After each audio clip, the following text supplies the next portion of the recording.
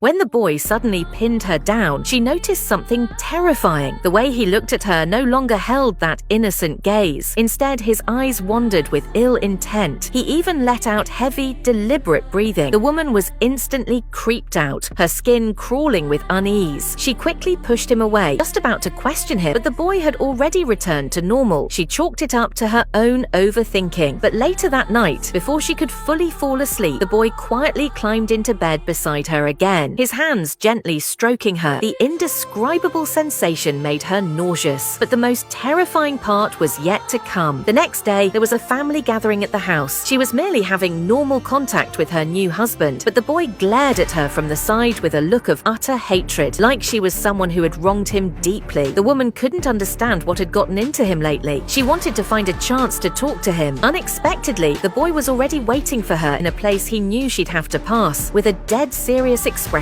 he said to her, "I'm going to kill you." Her concern turned to rage. She tried to scold him, but the boy refused to listen, running straight up to the attic. Because the house was full of guests, she couldn't lose her temper then and there. Instead, she waited until the next day, after her husband left for work, then went to find the boy for a proper talk. But while she was lost in thought, trying to find the right words, her hand was suddenly cut. Looking down in confusion, she saw a razor blade wedged in the crack of the piano keys. The piano her son often played. She realized it had to be his doing. Remembering his chilling words from the night before, she was overcome with grief and horror. Could he have meant it? Before she could confront him, she suddenly heard his voice crying for help from the basement. Panicked, she rushed downstairs, only to find the boy lying on the floor, barely conscious. Frightened, she tried to pick him up, but his body was ice cold. Thinking it was a fever, she quickly carried him to bed and hurried to get some medicine. But while searching his drawer, she found something else. The underwear she had thought she'd lost. There was no time to process it. She stuffed the item away, grabbed the thermometer, and returned to his bedside, only to find him growling under his breath, his words slurred and incomprehensible. She leaned in to listen, when suddenly his eyes snapped open. The woman felt her head spin in